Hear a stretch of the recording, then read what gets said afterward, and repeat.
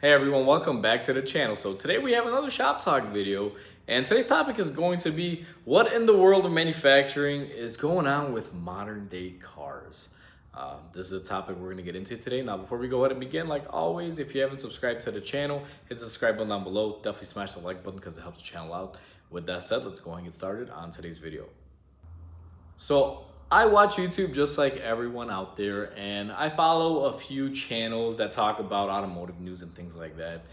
And what I've gotten recently from the feed is the fact that American car companies and even Japanese car companies apparently can't make vehicles right anymore.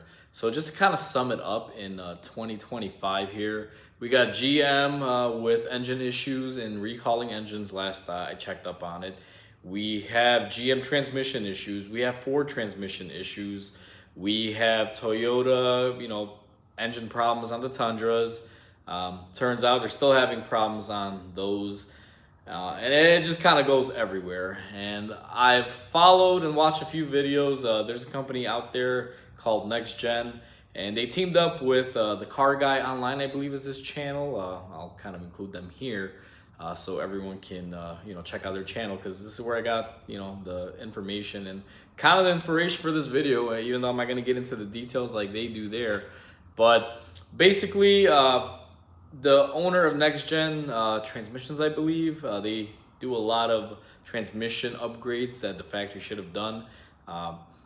He's basically saying that they're making these units fail on purpose or purposely, because there's things that you don't need that they could just omit or fix right there just by spending a couple more bucks, apparently, at the time that they're sourcing the parts. For example, instead of using like a aluminum valve, they could use a steel valve or titanium valve, which will cost a couple more bucks but last you longer. But anyway, that's not what this video is about.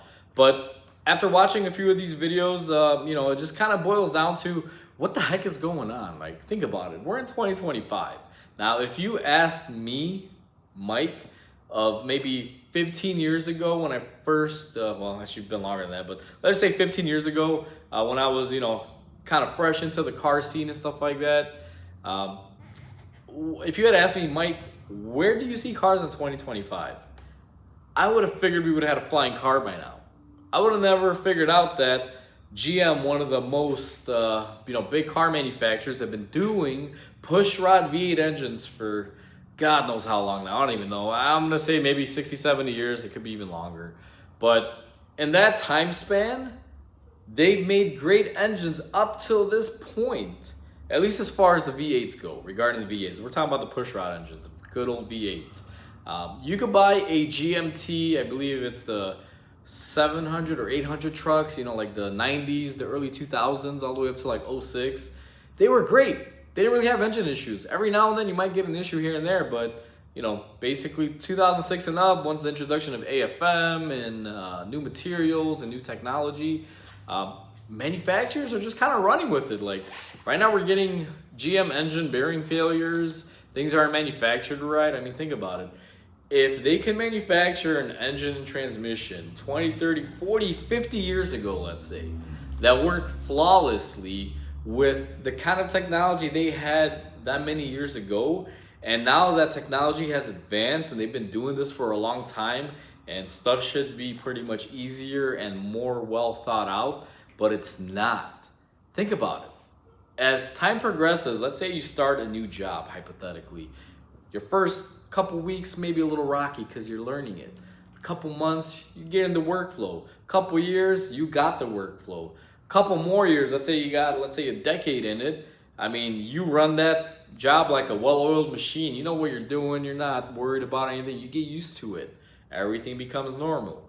So here we have these car companies that have been making cars for years, especially going back 50 years. And all of those engines and transmissions were made amazingly reliable without any issues, with limited manufacturing processes, unlike we have today in modern 2025.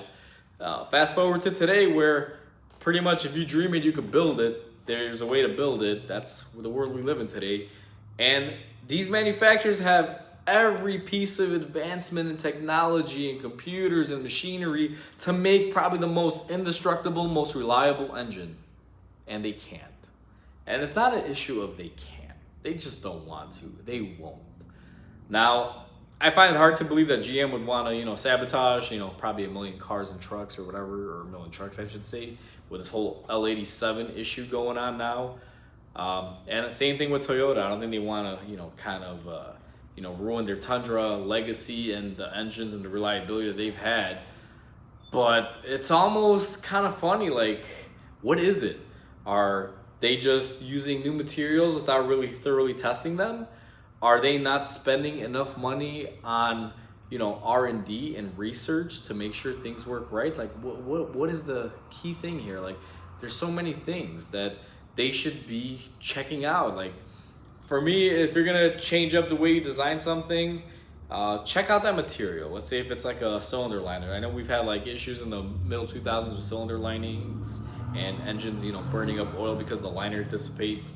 But you may want to test that stuff out a little bit more rigorously, not just throw it in the car, test it a little bit, and then, hey, consumers, try it out. Otherwise, you'll get an issue like we did with like some 4-cylinder Toyotas back in the day where they were just burning up oil because the cylinder lining had a coating on it. It was kind of dissipate. You won't have stuff like that. Or like recently where we have, transmissions failing in the 10 speeds for GM and Ford because material differences and things don't work correctly because this material is too soft or vice versa. And again, just kind of saying that because of the video I watched from the car guy online with next gen transmissions, the way they were describing it. But it's amazing. Make stuff that's reliable. Like, I get it. Like, if they wanted to, they could, but they choose not to. That's kind of what it boils down to, because guess what? They make money not on the sale of the car, not even on the service of the car, even though service is a big revenue driver, but auto companies have just become pretty much finance companies. They become banks.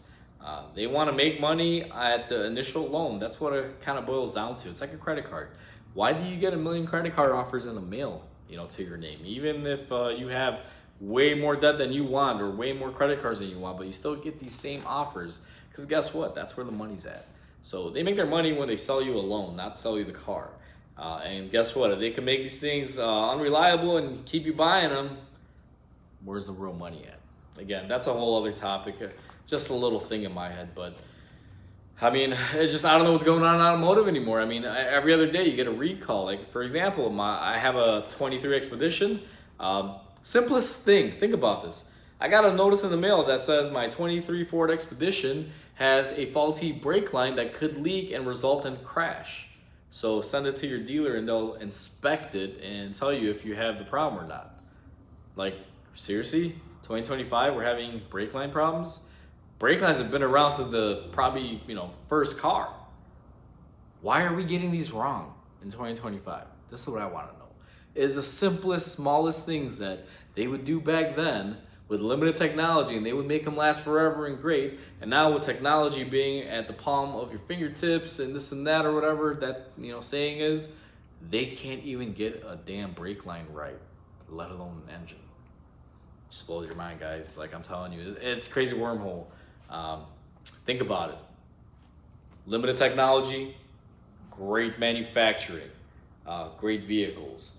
Modern day technology with all the enhancements you could ever want, need, or think of, they can't even make an engine that runs correctly without, crapping the bed at 30,000 miles or chewing up lifters, or a transmission that, won't lock up at 80 miles an hour on the highway, which is like one of the recalls that's going on now. Like, it's crazy. This is just stupid. It's plain stupidity. If you're looking at buying new cars, do your research, because a lot of things that I've seen lately is people are going backwards. People are buying the older cars. Like right now, if you find an 05 Chevy Tahoe or Suburban or Escalade or anything, you better go run and get it. Well, you can still get them cheap because people are buying them up and they're fixing them and restoring them and just using them. I can't count how many people come into my shop on a monthly basis with an older vehicle or a truck, and hey, how much to fix everything? I'm willing to dump 10, 15 grand into this, make it good and reliable for the next 10 years, and spending $100,000 plus on a new truck that won't make it past, the warranty period of that. Think about it. But anyway, I don't want to make this video too long, guys, so that's the video for today. Like always, comment, like, and subscribe because it definitely helps the channel grow. I hope everyone has a wonderful day, and I'll catch you on the next video.